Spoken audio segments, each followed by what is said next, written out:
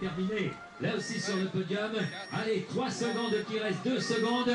L'ambiance avec le champion de France. Et il le porte fièrement, ce maillot bleu-blanc-rouge de champion de France du contre-la-montre. Nicolas Vaugondy de l'équipe B-Box était forcément l'un des grands favoris de cette deuxième étape. Un chrono de 45 km/100 autour de Saint-Amand-Montrond dans le Cher. Quelques minutes avant son départ, Nicolas Vaugondy nous confiait ses impressions et ses ambitions. Je le sens bien, j'espère. En tout cas, j'ai été reconnaître le parcours. C'est vrai que c'est pas très dur. Par contre, c'est vraiment pour pur rouleur. Mais bon, je vais le faire à fond déjà, et puis on verra le temps à l'arrivée. J'espère faire dans les 10 premiers quand même. Dans les 10 premiers, ce serait très bien ce soir. Lorsqu'il s'élance à 14h40, l'objectif c'est de détrôner le Poitevin Sylvain Chavanel qui vient juste de signer le meilleur temps. Au pointage intermédiaire, Vaugondy est dans le bon rythme, il n'a qu'une petite seconde de retard. Tout est jouable, d'autant plus que la deuxième partie du parcours est la plus difficile avec le vent de face. Le champion de France poursuit et intensifie son effort. Lui aussi souffre dans le final, mais il parvient tout de même à grappiller quelques précieuses secondes. Il franchit la ligne d'arrivée à la première place avec 7 secondes de moins que Chavanel. Ouais, c'est vrai que c'est déjà une belle satisfaction. Sylvain, c'est vraiment un spécialiste. Il reste encore beaucoup de monde à passer, notamment Larsson, Lofquist et d'autres qu'on oublie. Mais bon, c'est toujours bien d'être en tête quand on arrive, ça fait toujours plaisir et ça donne le moral. Et il a raison d'être prudent, Nicolas Vaugondy. Il reste effectivement du beau monde, et notamment le Suédois Gustav Larsson, vice-champion du monde et vice-champion olympique du contre-la-montre. C'est lui qui va finalement s'imposer devant le Hollandais Langeveld. Nicolas Vaugondy prend tout de même une très belle 3e place. Et ce soir, Nicolas Vaugondy est aussi 3e du classement général avec 43 secondes de retard sur le leader. Et il précède l'autre Français, Sylvain Chavanel, 4e à 50 secondes et également 4e du contre-la-montre. On l'écoute à l'arrivée. Un parcours roulant avec le final avec un gros vent de face. Les 10 derniers kilomètres étaient difficiles. J'ai fait une bonne moitié de parcours et après je suis pas trop content de moi sur le final. Mais c'était un parcours difficile. C'est pour ça que j'ai voulu partir vite et après maintenir une bonne vitesse dans le final. C'est ce que j'ai réussi à faire. Bon, mon objectif c'est de remettre en route l'organisme pour essayer de bien finir la saison, notamment toutes les courses d'un jour, Ploué, le Canada, de nouvelles courses. Donc voilà, c'est plus une mise en route sur le Limousin. Ça fait du bien de refaire une compétition et puis de refaire des efforts. Et cette épreuve du contre-la-montre très particulière donc nécessite des vélos tout aussi particuliers. Reportage de Maxime Menneveau et Jean-Louis Ande.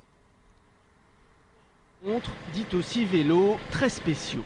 Avant le départ ce matin, chaque équipe prépare avec application ses machines d'exception taillées pour aller vite, très vite.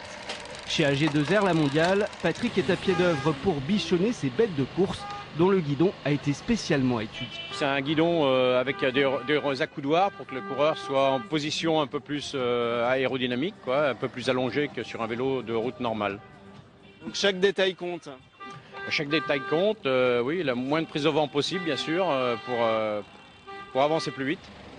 Guidon profilé, cadre en carbone ultra léger et roue lenticulaire à l'arrière pour des vélos dont le poids ne dépasse pas 7 kg.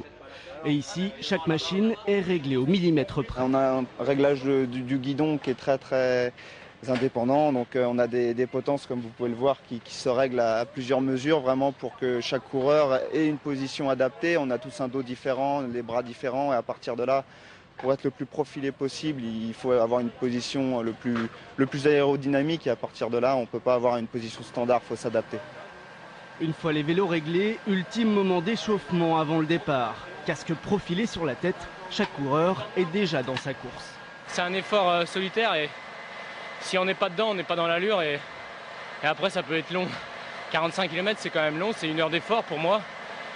Pour d'autres ça va être moins, mais pour moi ça va être à peu près 1 heure d'effort, donc faut rester concentré sur son effort parce que sinon après la journée peut être longue. 45 km, une distance que les meilleurs effaceront en moins de 54 minutes à plus de 50 km/h de moyenne. Alors un coureur français est en train de vivre une sortie en beauté sur ce Tour du Limousin. C'est Christophe Moreau de l'équipe Caisse d'Épargne. Après 15 ans de carrière, il dispute sa dernière course par étape. Christophe Moreau, c'est l'homme du jour avec Louis Roussel. Oui Fabrice, l'homme du jour aujourd'hui, c'est un peu l'homme du Tour. Bonsoir Christophe Moreau. C'est vrai que ce Tour du Limousin, ce 43e Tour du Limousin, il est particulier pour vous. C'est votre dernière course à étapes. Est-ce qu'il y a un pincement au cœur? Écoutez, surtout je dirais un accomplissement, un soulagement d'accomplir une fin de carrière correcte depuis le Tour de France. Se faire encore plaisir malgré tout ici sur ce Tour du Limousin avec un bon contre-la-montre aujourd'hui où il a fallu tout donner et on se retrouve encore placé. De bien finir d'ici vendredi jusqu'à Limoges et puis surtout de finir en beauté sur les routes du Limousin et surtout à Ploué dimanche qui clôturera ma carrière et ma fin de saison. Donc finalement, pas de pincement au cœur mais très heureux d'en découdre et de se faire mal une dernière fois aux jambes dans les meilleures conditions. La fin d'une carrière de cycliste professionnel avec des hauts, on va pas faire tout votre palmarès, mais des maillots jaunes, des titres de champion de France, des médailles olympiques et puis des bas aussi. Qu'est-ce que vous gardez de toutes ces années passées dans les pelotons? Je crois que je ne vais quand même pas à rougir de ma carrière. Il y a quand même un beau palmarès après ces 16 années de course à étapes, de champion de France, de maillot jaune, de presque podium sur le Tour et de nombreuses fois premier français. Donc malgré tout, je crois qu'aujourd'hui, les jeunes français auraient aussi plaisir de faire la même carrière que moi. Aujourd'hui, voilà, c'était des hauts et des bas, mais plutôt globalement une belle carrière et des bons moments quand même quand je regarde un petit peu dans le rétro et quelque part un peu fier aussi d'avoir accompli tout ça. Alors le Tour du Limousin, il n'est pas terminé, pas trop fatigué après le contre-la-montre? C'était un chrono difficile, 45 km éprouvant, 2 spécialistes où les hommes forts ont pu vraiment s'exprimer. Mais le Tour du Limousin, on le connaît, et il est très difficile, des routes extrêmement, je dirais, vallonnées et sélectives demain dès la Corrèze, le circuit habituel de Limoges de vendredi. Donc il faudrait être attentif et on sait qu'une équipe qui contrôle sur les routes du Limousin, c'est une équipe forte, elle doit être jusqu'au bout et il y aura peut-être des opportunités à prendre.